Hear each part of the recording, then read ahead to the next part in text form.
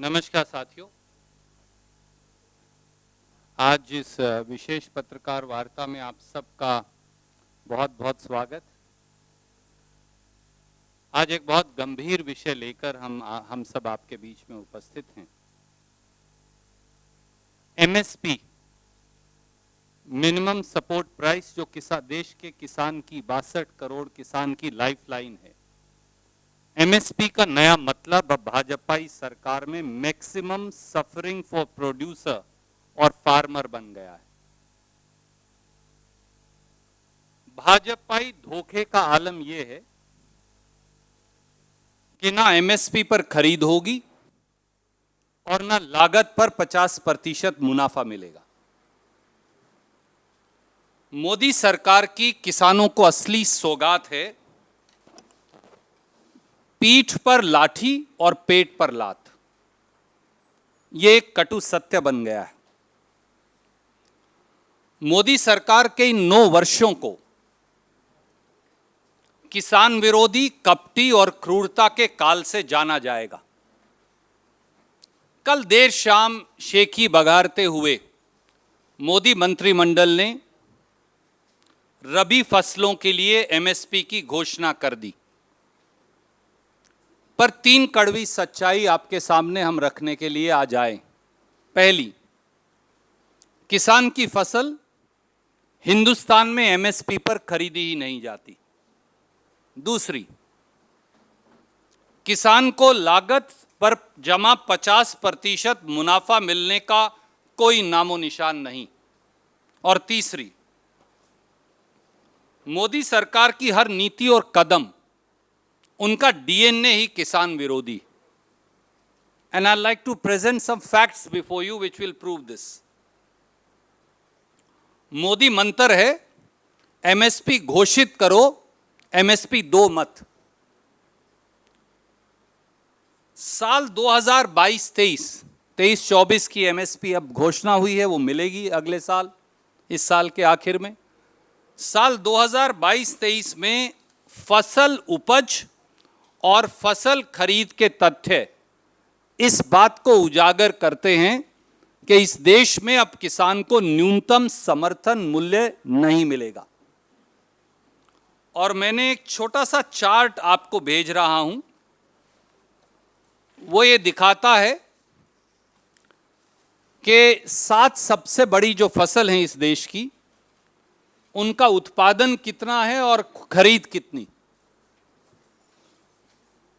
धान और गेहूं 2 सबसे बड़ी फसल हैं जो एमएसपी पर खरीदी जाती।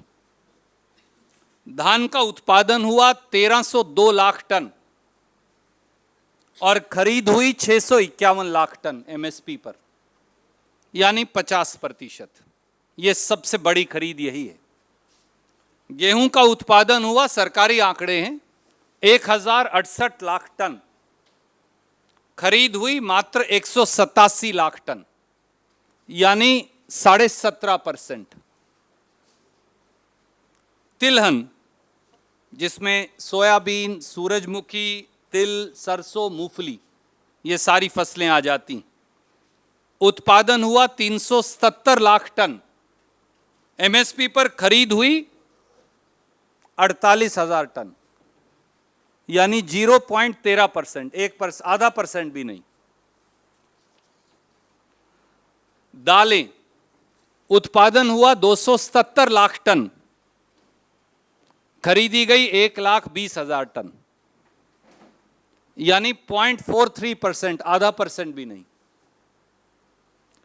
ज्वार, बाजरा, रागी और मक्का, ये 4 बड़ी और फसलें जिनका एमएसपी अब अनाउंस हुआ है, उनका उत्पादन हुआ 2022-23 में 491 लाख टन, खरीद हुई एमएसपी पर 1,28,000 टन, यानी 0.26%, आधे का आधा। तो मोदी जी जब एमएसपी देनी ही नहीं, तो कागज पर एमएसपी घोषित करके वाहवाही लूटने का मतलब क्या है? और ये मैं नहीं कह रहा, ये सरकार के आंकड़े और उनका चार्ट बताता है। धान की फसल केवल 50% एमएसपी पर खरीदी गई, बाकी सारी फसलें 0.26% से 17% तक है। सच्चाई यह है कि धान और गेहूं 17% खरीदी गई और कोई फसल एमएसपी पर खरीदी ही नहीं जाती। तो प्रधानमंत्री बताएं फिर एमएसपी के मायने क्या रह गए। दूसरी बात, किसान का एमएसपी लागत जमा 50% मुनाफे पर निर्धारित ही नहीं होता। याद करिए, मोदी जी दो बातें कहकर सत्ता में आए। नंबर एक, किसान को लागत जमा 50% मुनाफा एमएसपी के तौर पर देंगे। और दूसरी बात, इस निर्धारण के आधार पर 2022 तक किसान की आय दुगनी हो जाएगी। अब तो 2023 में है, पर रबी की ताजा फसल ले लें और सीएसीपी कृषि मूल्य निर्धारण आयोग, अगर उसकी रिपोर्ट ताजा पढ़ लें, उसका मैंने आपके लिए एक चार्ट संक्षिप्त में बना दिया है ताकि आपको वो देखना भी ना पड़े, और प्रांतीय भाजपाई सरकारों की सिफारिश देख लें तो आपको ये पाएंगे कि एक भी ऐसी फसल नहीं जहां लागत जमा 50% मुनाफे के आधार पर एमएसपी का निर्धारण हुआ है। मैंने आपके लिए एक चार्ट बना दिया सीएसीपी की रिपोर्ट के आधार पर, और उनमें से मैं 4 बड़ी फसलें पढ़कर बता देता हूं ताकि आपका समय नष्ट ना हो।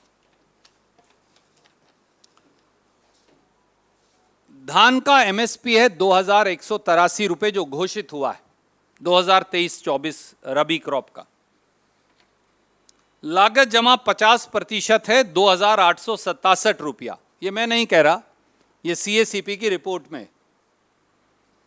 और गुजरात ने मांगा 2750, असम ने मांगा 3132, महाराष्ट्र ने मांगा 4534।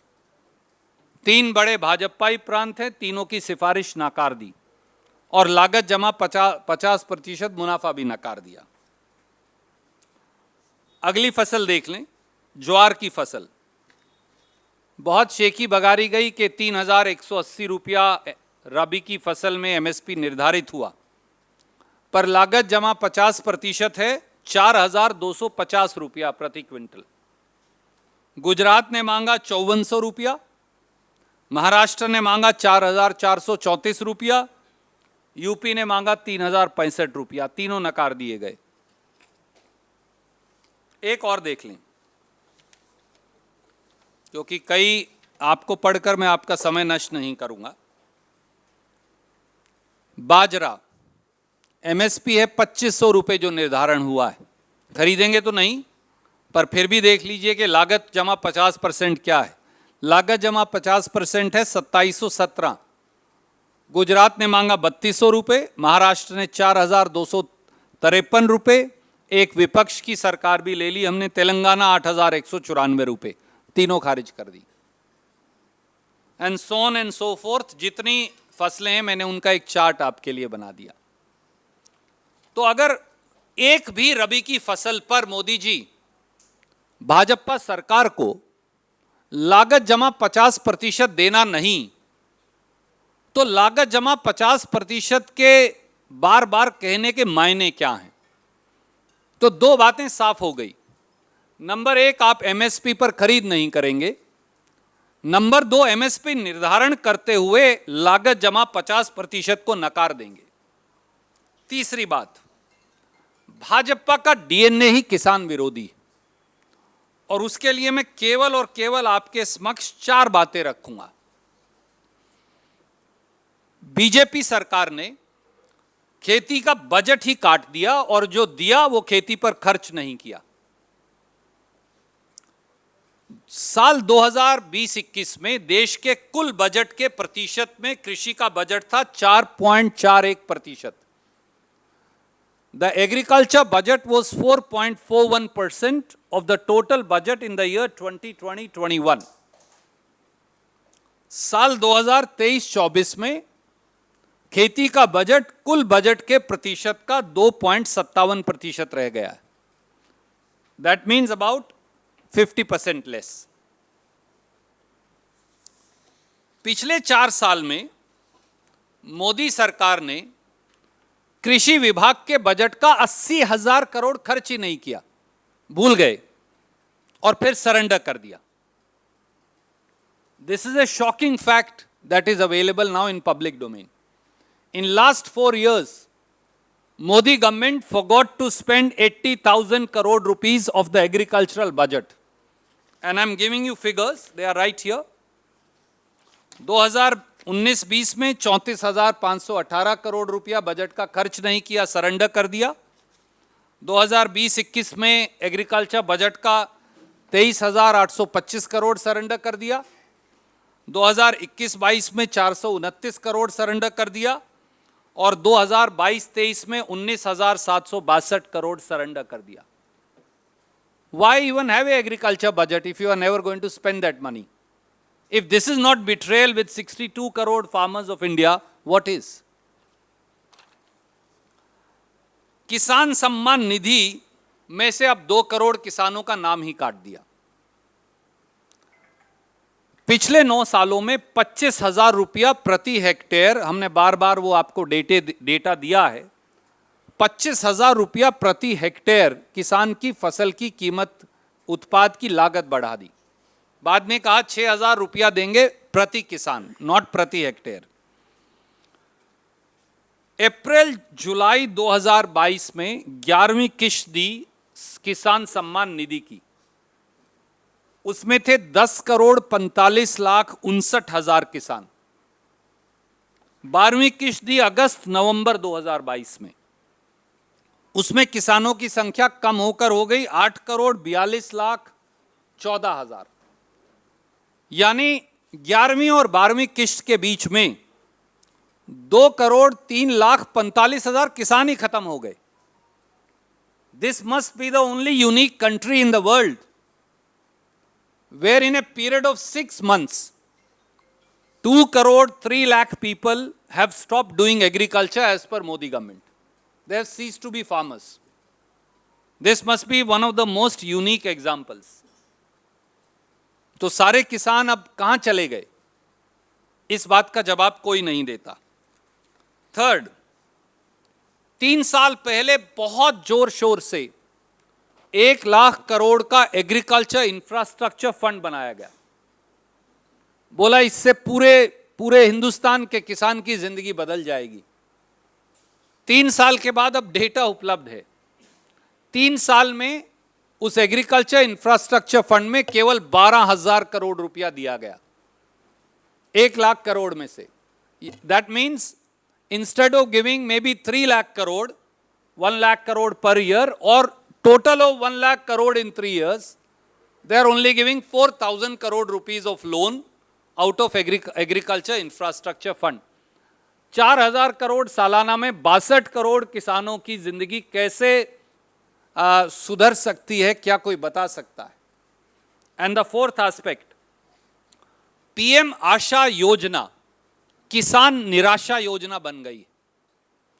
बहुत जोर शोर से प्रधानमंत्री जी ने डींगे हाँकते हुए ये कहा कि दलहन की फसलें, तिलहन की फसलें, खोपरा की फसलें, इन सब पर हम भावांतर योजना चलाएंगे, यानी भाव में अगर अंतर होगा तो क्षतिपूर्ति किसान की किया करेंगे। और उसका बड़ा खूबसूरत नाम दिया, ब्रांडिंग के लिए तो वो मशहूर हैं, पीएम आशा योजना। उस पीएम आशा योजना की बहुत पब्लिसिटी हुई, वाहवाही लूटी गई, टेलीविजन पर, अखबार में इश्तहार चले। अब 3 साल बाद उसकी सच्चाई क्या है? 4 साल बाद 2021-22 में केवल 500 करोड़ दिए, 500 करोड़ से 400 करोड़ कर दिए, फाइनली 1 करोड़ दिया और वो 1 करोड़ भी खर्च नहीं किया। और साल 2023-24 में 62 करोड़ किसानों के लिए पीएम आशा योजना में 1 लाख रुपए का बजट है। 62 करोड़ को मैं 1 लाख से विभाजन करूं तो अब 1 पैसे का वो कितना फ्रैक्शन आएगा वो मुझे कैलकुलेट करना नहीं आता। तो 62 करोड़ किसानों को 1 लाख रुपए का बजट है पीएम आशा योजना का। शायद इसी वजह से एनएसएसओ की रिपोर्ट जो भारत सरकार ने दी वो ये कहती है कि किसान की औसत प्रतिदिन आय देश में 27 रुपया प्रतिदिन है और उस पर औसतन 74,000 रुपए का कर्ज है। यह इस देश के किसान की हालत है। समय आ गया है कि देश के प्रधानमंत्री 62 करोड़ अन्नदाताओं को सामने आकर जवाब दें। कोई प्रश्न आप पूछना चाहें तो स्वागत है।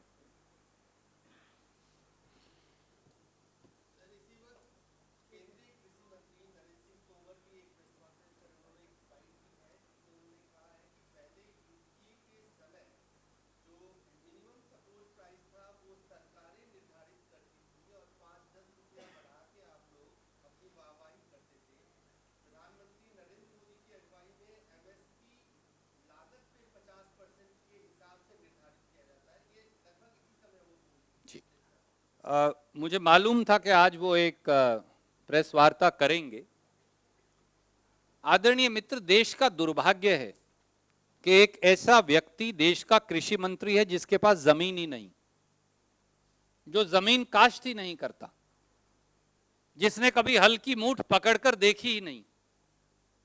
कृपया करके उनका इलेक्शन एफिडेविट निकालिए तो आप पाएंगे कि देश के कृषि मंत्री कृषि ही नहीं करते। ये स्टैंडर्ड ऑपरेटिंग प्रोसीजर है इस सरकार का। तो जिसने ना कभी पेट और पीठ एक की, ना हल का मूठ पकड़ा, ना कभी खेती करके देखी, वो इसी तरह की उल जलूल बातें करेंगे। It's a sad letter day for India पर से। मैंने इसीलिए CACP जो एग्रीकल्चर कॉस्ट प्राइस कमीशन है उसका चार्ट आपको भेजा है। कृपया करके उनसे जवाब मांगिए, किसी फसल पर कॉस्ट प्लस 50% बनता है क्या? It's simple mathematics. I just made it, simplified it for you. I knew he was going to say it and that lie had to be busted. Goebbels' truth has become the practice of the BJP government.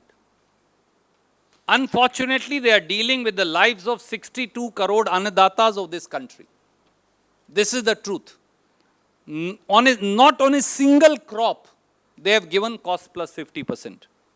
Not on a single crop, they have accepted the recommendation for MSP made by BJP government. Forget about other governments, including that given by Gujarat government, from where Prime Minister comes. Not given by Madhya Pradesh government, from where Narendra Singh Tomar ji comes. That is the tragedy.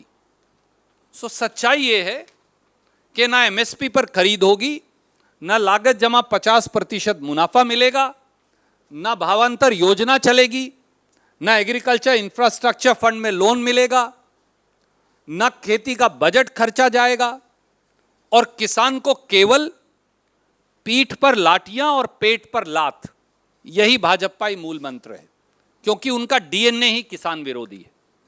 I challenge Mr. Narendra Singh Tomar for an open debate, either before your cameras and journalists or in any forum where farmers are present.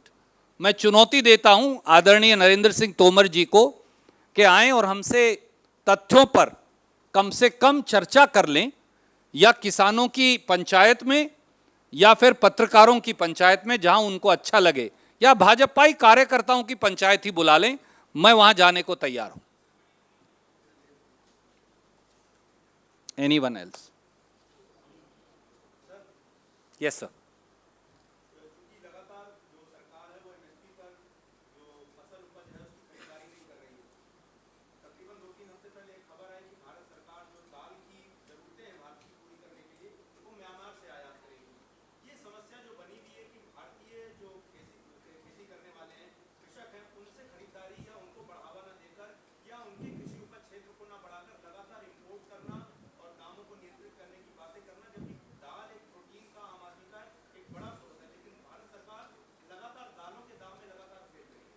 आज सवाल के लिए आपको साधुवाद। मैं एक गुस्ताखी जरूर करूंगा टू कैरी फॉरवर्ड जो तोमर साहब ने कहा था। अब अगर देश के कृषि मंत्री को दोस्त ये भी नहीं मालूम कि देश की सरकार अपने जेब से निकाल के रेट निर्धारण नहीं करती, cost and agriculture cost price commission बनाया गया था जब एमएसपी की प्रणाली की शुरुआत इंदिरा जी के समय में कांग्रेस द्वारा की गई थी। हर साल सीएसीपी की रिपोर्ट आती है बाकायदा, उसके आधार पर कुछ तरमीम करके भारत सरकार रेट का निर्धारण करती है। पर आप ही बता रहे हैं कि वो कह रहे हैं कि ये तो अपनी जेब से रेट निकालते थे, 5 रुपए और बढ़ा देते थे। मैंने कई बार आपको वो चार्ट दिया है, 10 साल यूपीए के जो कांग्रेस सरकार के थे, अगर आप वहां देखेंगे तो पाएंगे, और वो चार्ट होगा, नहीं तो मेरे कुलीग आपको भेज देंगे, कि हमने 10 साल में एमएसपी में प्रति साल, अगर मुझे सही याद है, 12% से लेकर और 44% तक की बढ़ोतरी की है। मैं फिर भी बोलूंगा विनीत जी को कि वो चार्ट दोबारा आपको भेज देंगे। Coming back to the question that you ask, दुर्भाग्य से भाजपा सरकार किसानों की बजाय जो कमोडिटी ट्रेडर्स हैं और कमोडिटी इंपोर्टर्स हैं, दलाल जो हैं, उनके फायदे का धंधा ज्यादा करती है। आप देखिए, जब गेहूं की फसल की कटाई होने वाली होती है तो उसी समय गेहूं का आयात हो जाता है, और जब किसान की फसल मंडी में आती है तो तब तक उसका रेट गिर जाता है। ये पहली बार नहीं हुआ, ये कई बार हो चुका। कपास की फसल, कॉटन की फसल के साथ कई बार ये हो चुका। हम कॉटन आयात नरेंद्र मोदी जी की सरकार उसी समय करती है जब किसान की फसल मंडी में आने वाली होती है। भैया अब तो फसल आ ही रही है, तो अब क्यों इंपोर्ट कर रहे हो? दलहन की फसल के साथ बिल्कुल इस बार ऐसा ही किया गया। गन्ने की कटाई जब होने लगती है तो आप चीनी का आयात शुरू कर देते हैं और निर्यात बंद कर देते हैं ताकि उसको फसल की कीमत ना मिले, किसान की फसल की कीमत चढ़ ना जाए। सच्चाई ये है कि एक बहुत बड़ा कमोडिटी ट्रेडर्स और मोदी गवर्नमेंट का नेक्सस है। मैं इल्जाम लगाता हूं बहुत जिम्मेवारी के साथ, there is a huge nexus of commodity traders, जो बाजार में दलाल हैं, जो फसल की खरीद करते हैं, उनका और मोदी सरकार का एक गठजोड़ है। उस गठजोड़ के चलते किसान की फसल आने से पहले आयात शुरू हो जाएगा विदेशों से, और जब किसान फसल बेच देगा तो निर्यात शुरू हो जाएगा। तो जो फसल पिछली बार मैंने गेहूं की सस्ती बेची या एमएसपी के नजदीक कहीं बेची होगी, उसका 1.5 गुना 2 गुना रेट 4 महीने बाद हो जाएगा। या आप इस देश के किसी किसान से पूछ लीजिए, किसान तो फसल रख नहीं सकता, उसके पास तो कैपेसिटी नहीं है, उसे तो अगली फसल लगानी है तो पैसा चाहिए, उसे तो बेचनी पड़ेगी। जब वो बेच देगा तो उसके 90 दिन के बाद फौरन निर्यात खुल जाता है। ये एक पैटर्न है पिछले 9 साल में। तो with a sense of responsibility I say there is a huge nexus and scam of commodity traders and Modi government. Some of you will recollect, and my colleague will send you that press release again. Once upon a time when pulses went up to 200 rupees, same thing happened. And I showed you with data how from Adani Wilmar had already imported pulses at a lower rate, and they were then sold in open market at 30-40 rupees kg higher, and it was over 1,42,000 crore rupee of scam. We repeatedly demanded, Rahul ji ने संसद में उसको उठाया, बार बार हमने मांग रखी कि इस दाल इंपोर्ट स्कैम और उसको लोगों को बेचने की जांच हो, कोई कार्रवाई नहीं हुई। So that is the truth of the matter.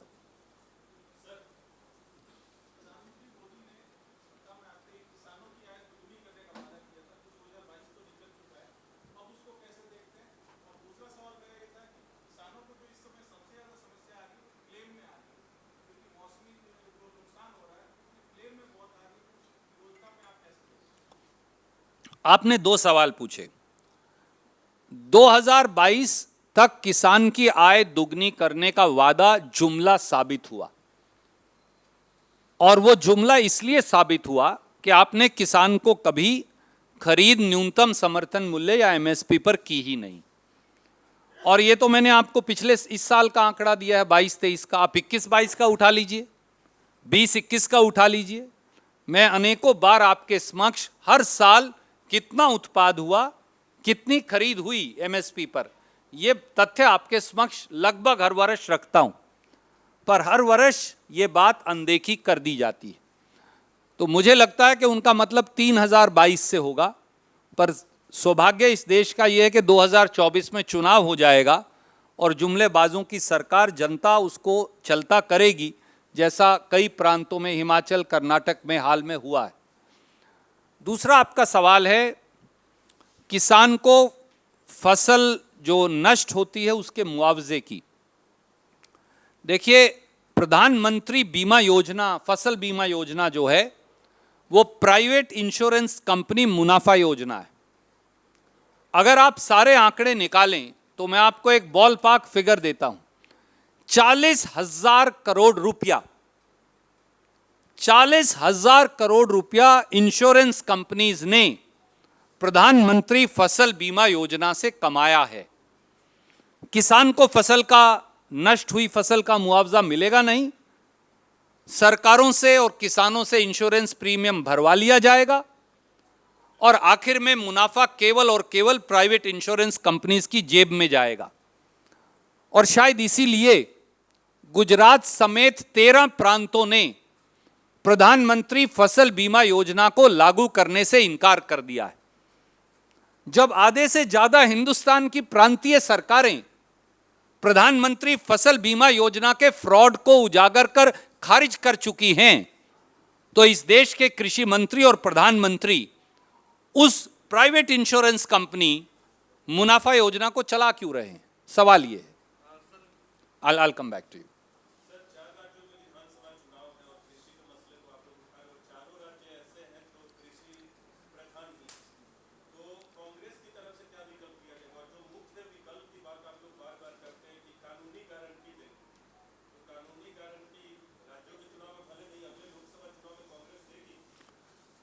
Congress party ने एक से अधिक बार कहा है, मित्र मैं आपका ध्यान आकर्षित करूंगा, जब तक 3 कृषि विरोधी काले कानून नहीं आए थे, किसी किसान संगठन ने एमएसपी की कानूनी गारंटी की बात ही नहीं की, क्योंकि हम एमएसपी पर खरीद करते थे।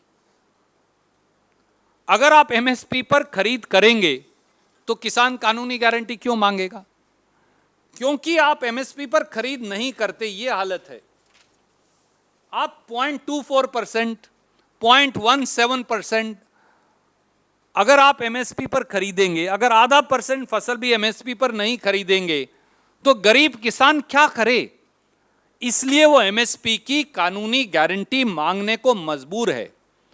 कांग्रेस पार्टी की सरकार लगभग जब 62-63 साल तक देश में रही और एमएसपी का पूरा तंत्र जो लगभग 35-40 साल से लागू है, एक संगठन ने एक बार भी, किसानों ने हमारे खिलाफ भी कभी प्रदर्शन किया होगा, पर किसी संगठन ने यह नहीं कहा कि एमएसपी की कानूनी गारंटी चाहिए। उसकी भावना यह है कि उसको एमएसपी मिले। और कांग्रेस की सरकार जब जब आई हैं और रही हैं, हमने एमएसपी पर एक एक दाने की खरीद की है। यही हमारा सबसे बड़ा सबूत है। और हमारी प्रांतीय सरकारों ने एक नया उदाहरण पेश किया है। छत्तीसगढ़ की सरकार 2500 रुपए पे धान खरीद रही है, आज से नहीं, कई वर्षों से लगातार खरीद रही है। हमने राजीव गांधी किसान उत्थान योजना चलाई है, जिसमें हम डायरेक्ट बेनिफिट ट्रांसफर किसान को दे रहे हैं। उस स्कीम को एमुलेट किया तेलंगाना ने, उस स्कीम को अब एमुलेट कर रहे हैं तमिलनाडु, उस स्कीम को अब फॉलो करने की कोशिश कर रहे हैं आंध्र प्रदेश के सरकारें। तो चाहे वो राजस्थान हो, चाहे वो छत्तीसगढ़ हो, हमारी सरकारों ने किसान कल्याण में जो कदम उठाए हैं, अगर मोदी सरकार उसका 5% भी अपना ले तो देश का भी भला हो जाएगा और शायद मोदी सरकार को भी किसान कुछ साधुवाद देगा। हमने कहा है कि हम एमएसपी गारंटी शुदा तरीके से देंगे। Sorry, you were asking something, I will come back to you. Haryana के 14 जिलों में किसान आंदोलन कर रहे हैं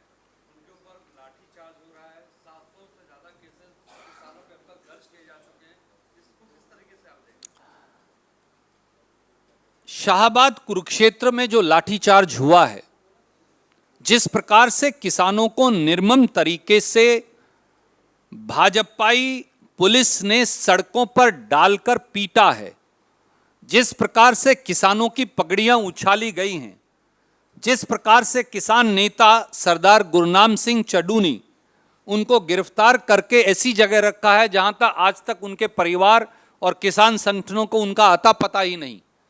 ये सब बातें भाजपा जजप्पा सरकार के कफन में कील का काम करेंगी, ऐसा हमारा मानना है।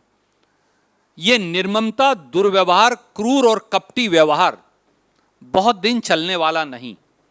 भाजपाई पाप का घड़ा भर गया है। किसान कह क्या रहा है?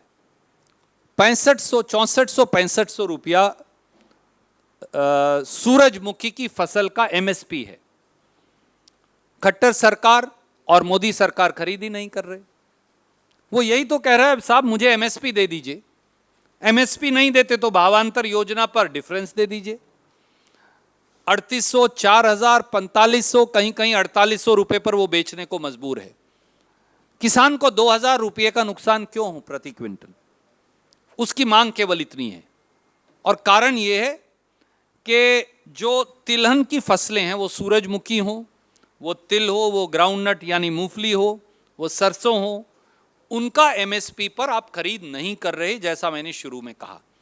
और इन सब के पीछे कारण ये है कि भावांतर योजना या पीएम आशा योजना किसान निराशा योजना बन गई।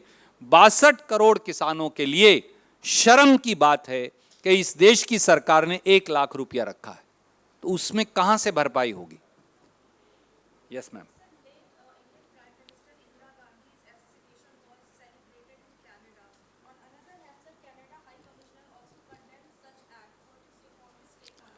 What is Modi government doing? Srimati Indira Gandhi was Prime Minister of India, not leader of Congress party alone. Srimati Indira Gandhi was described as Durga on the floor of parliament by none less than Mr. Atal Bihari Vajpayee, the former Prime Minister who was then in opposition. Assassination of a former Prime Minister is celebrated. Prime Minister of India does not say a single word. Why can't he pick up the telephone and speak to his counterpart in Canada that such anti-India activities are taking place on the soil of a foreign country? How is it permitted? Terrorist elements find space and place in many countries, Germany, Canada, many other such countries. Why is government of India mum? Perhaps that's the reason why secessionist elements, separatists, are now raising their head even in Punjab. Srimati Indira Gandhi, Sardar Bain Singh, and hundreds of other Congress leaders, they laid down their lives for the country so that Punjab and India remains, at peace and it lives in harmony. Let's not enter into an arena where political ideology colors the mindscape of those sitting in the citadels of power. It's reprehensible and condemnable that both the Foreign Minister and Prime Minister of India are silent. We urge upon them, pick up the phone, call the Canadian ambassador, lodge a serious protest, and say clearly to the Canadian government that anti-India activities are unacceptable and we will not tolerate those.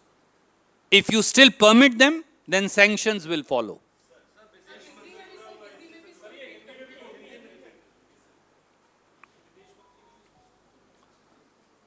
देश का दुर्भाग्य है कि देश की पूर्व प्रधानमंत्री श्रीमती इंदिरा गांधी जी को लेकर भारत विरोधी ताकतों द्वारा कनाडा जैसे देश के अंदर, अगर मैं ये कहूं कि एक नंगा तांडव किया जाता है तो गलत नहीं होगा, और भारत के प्रधानमंत्री चुप हैं। श्रीमती इंदिरा गांधी इस देश की प्रधानमंत्री थी। श्रीमती इंदिरा गांधी ने अपनी कुर्बानी इस देश के लिए दी। सरदार बेन सिंह के शरीर के हजारों टुकड़े इस देश के लिए हुए, जो पंजाब के कांग्रेस के मुख्यमंत्री थे। कांग्रेस के हजारों कार्यकर्ताओं ने पंजाब को उग्रवाद की आग से बचाने के लिए सर्वोच्च कुर्बानियां दी। परंतु जब एक दूसरे देश में भारत के प्रधानमंत्री को लेकर इस प्रकार का कुकृत्य होता है तो देश के प्रधानमंत्री चुप रहते हैं। क्या आप देश के प्रधानमंत्री हर चीज को एक राजनीतिक नजरिए से देखेंगे? देश के प्रधानमंत्री माननीय नरेंद्र मोदी जी को चाहिए कि वो टेलीफोन उठाएं और कनाडा के अपने काउंटर पार्ट से बात करें और प्रोटेस्ट दर्ज करें। विदेश मंत्रालय को कनाडा के जो एम्बेसडर हैं हिंदुस्तान में, उनको बुलाकर अपना प्रोटेस्ट लॉन्च करना चाहिए और स्पष्ट शब्दों में, वो कनाडा हो, जर्मनी हो या दूसरा कोई देश हो, जहां भारत विरोधी गतिविधियां होंगी जिनका सीधा असर पंजाब की शांति पर पड़ता है, उनके खिलाफ कार्रवाई होनी चाहिए और उन देशों को स्पष्ट तौर से कह देना चाहिए कि भारत विरोधी गतिविधियां जो फॉरेन सॉइल पर होती हैं उन्हें कभी स्वीकार नहीं करेगा।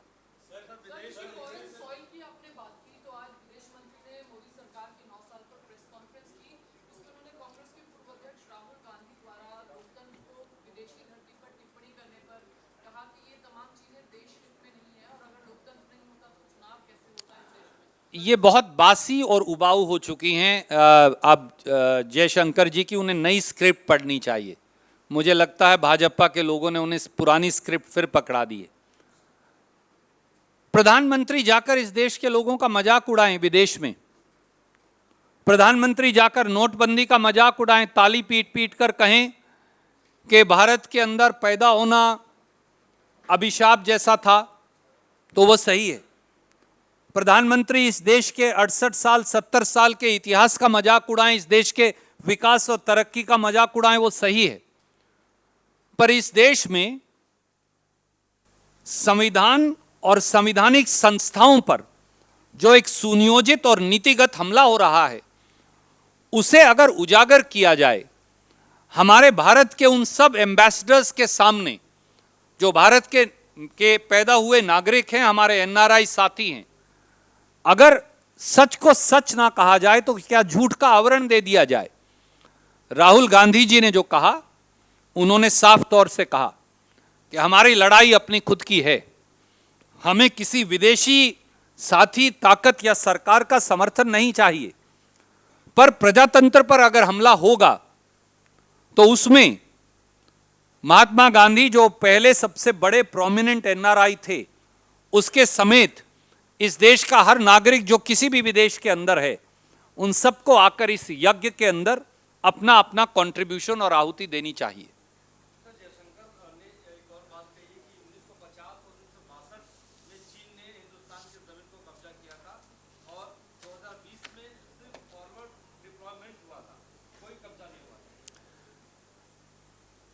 हम लगभग 17 बार चीन से वार्ता कर चुके।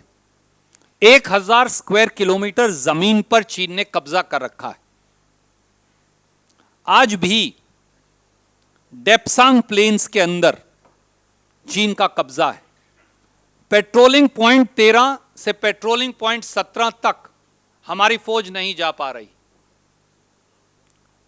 आज भी ईस्टर्न लद्दाख के लार्ज पोर्शंस पर जहां हिंदुस्तान का पेट्रोलिंग एरिया है, उस पर चीन ने कब्जा कर रखा है। पेंगोंग सो लेक एरिया जो है, पेंगोंग सो लेक के ऊपर चीन ने ब्रिज बना लिया है। क्या भारत सरकार को दिखता नहीं?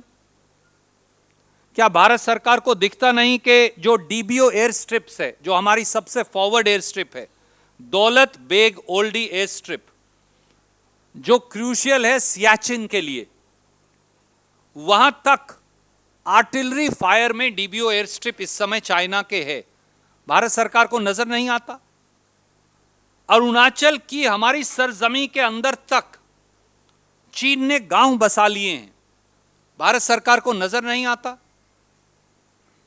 जहां हमारा तिब्बत के अंदर माफ कीजिए जो चिकन्स नेक है वहां तक अब उन्होंने, चीन ने सड़कें बना ली हैं और सामरिक दृष्टि से वो अपनी आर्टिलरी, अपना अंडरग्राउंड बंकर्स वो वहां क्रिएट कर चुके हैं, जिनके सारी पिक्चर्स हमने आपको रिलीज की हैं।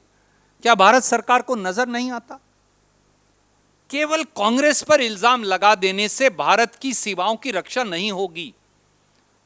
कांग्रेस और भाजपा एक हैं जब हमारी सीमाओं का प्रश्न आएगा, परंतु इस देश के प्रधानमंत्री और विदेश मंत्री को समझना पड़ेगा कि कांग्रेस से लड़कर आप चीन की कब्जे के से आंख नहीं मोड़ सकते।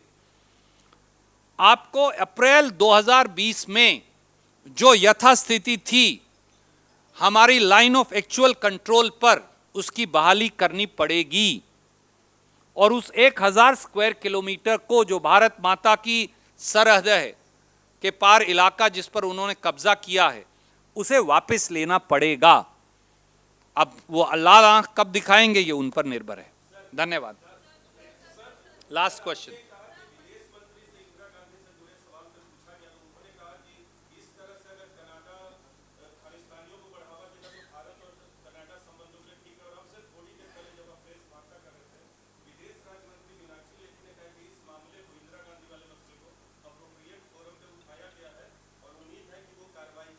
मेरा सवाल सीधा ये है, देश के प्रधानमंत्री अपने काउंटर पार्ट से बात क्यों नहीं करते?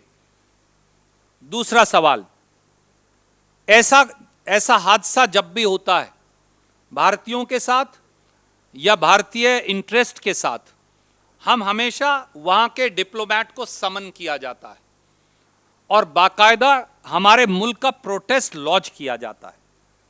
हम कितनी बार ये कर चुके हैं। Why is the ambassador of Canada in India not being summoned? Why is the protest not being lodged? Why is Prime Minister refusing to speak to his counterpart? Why is Foreign Minister of India refusing to speak to his counterpart? Why is no action being taken? Is it because it's purely a partisan thing, politically partisan thing? Is that the way you're going to treat India's interest? That's our question.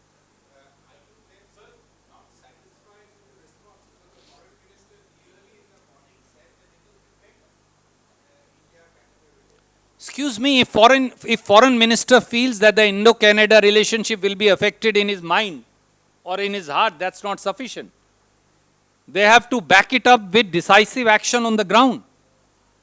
My simple two questions to the foreign minister is, why has Prime Minister of India not spoken to his counterpart, considering the fact that Khalistan elements in Canada have a direct bearing on peace and harmony in Punjab as also in rest of the country?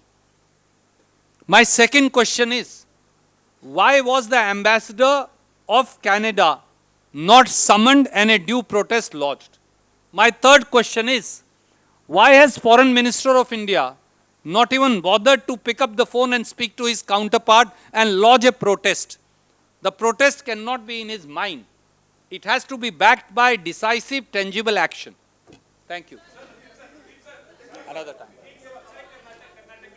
Okay.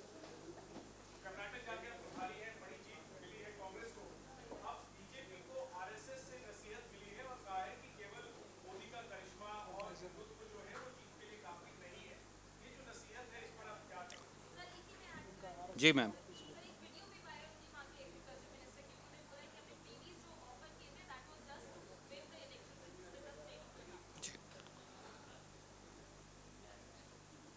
इसे बोलते हैं देर आए दुरुस्त आए।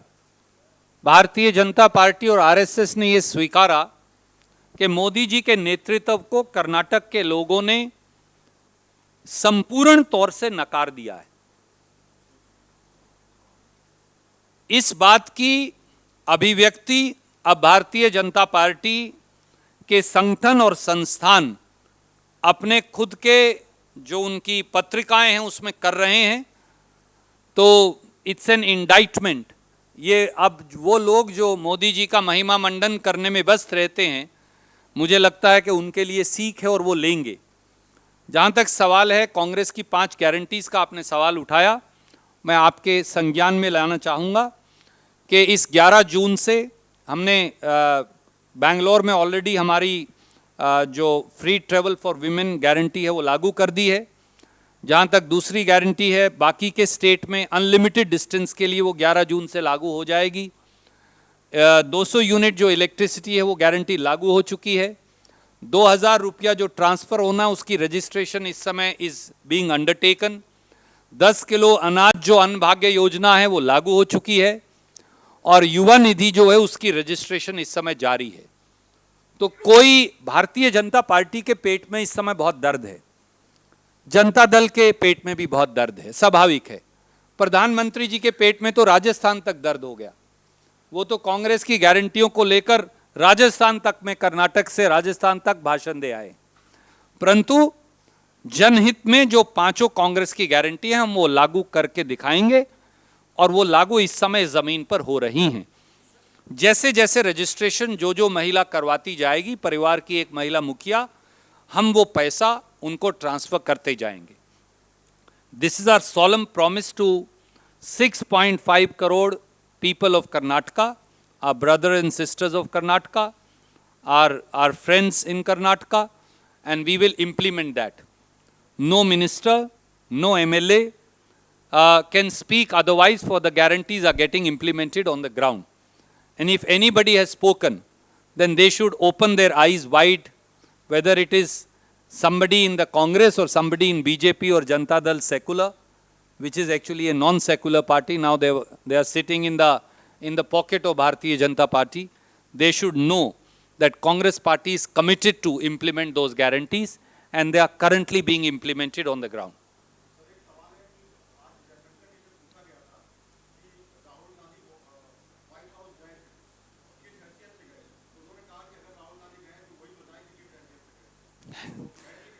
देखिए, उनके पेट में काफ़ी दर्द है और मैं उन्हें बोलूँगा कि वो किसी डॉक्टर से सही दवाई लें, यही उनके लिए सही है। श्री राहुल गांधी के लिए सबसे महत्वपूर्ण इंडियन डायस्पोरा है, हिंदुस्तान के वो लोग हैं जो हमारे एम्बेसडर्स हैं और उन्होंने अलग अलग समय पर अलग अलग शहरों में हिंदुस्तान के भाई बहनों से संवाद किया है। उनकी जो समस्याएं हैं, जिन चुनौतियों का वो सामना करते हैं विदेश में, उनसे उनकी समस्याओं की चर्चा भी की है और किस प्रकार से वो भारत को और सशक्त करने के लिए और भारत को ताकत देने के लिए एक ब्रांड एम्बेसडर का, एक मूविंग रोविंग एम्बेसडर की भूमिका निभा सकते हैं, उस पर उन्होंने लंबी परिचर्चा की है। हाँ, जो देश की यथास्थिति है उसकी चर्चा भी राहुल गांधी जी ने की है। उनसे बहुत सारे सेनेटर्स, कांग्रेसमैन, अलग अलग लोग, अलग अलग पार्टियों के लोग मिले हैं। That is natural when any leader, prominent leader, that also of the Indian National Congress, travels to any country, many people will meet him. We may agree with some, we may disagree with some. We will disagree with some, we will agree with some. Primarily our focus is to strengthen the essence of the idea of India, and that is of paramount importance. Regarding that I will find out and then my friend will tell you. Thank you.